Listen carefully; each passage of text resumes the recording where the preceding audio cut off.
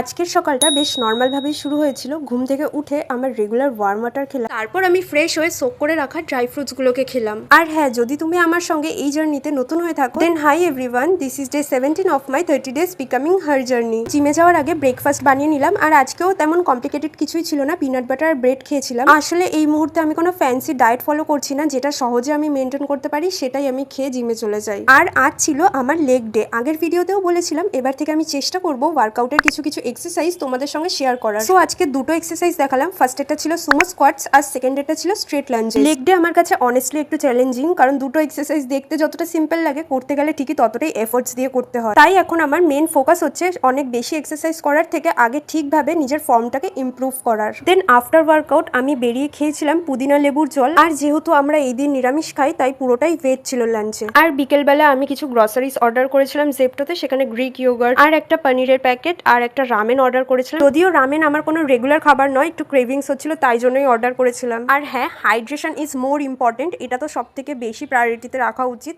তো আমি এখন চেষ্টা করছি আরো বেশি বেশি করে জল খাওয়ার। রাতের বেলা অ্যাজ ইউজুয়াল আমি নেক্সট ডের জন্য ড্রাই ফ্রুটস ভিজিয়ে রাখলাম আর মায়ের জন্য চিয়া সিডস সোক করে রাখলাম। এভাবেই শেষ হলো আমার বিকামিং হার জার্নি ডে 17।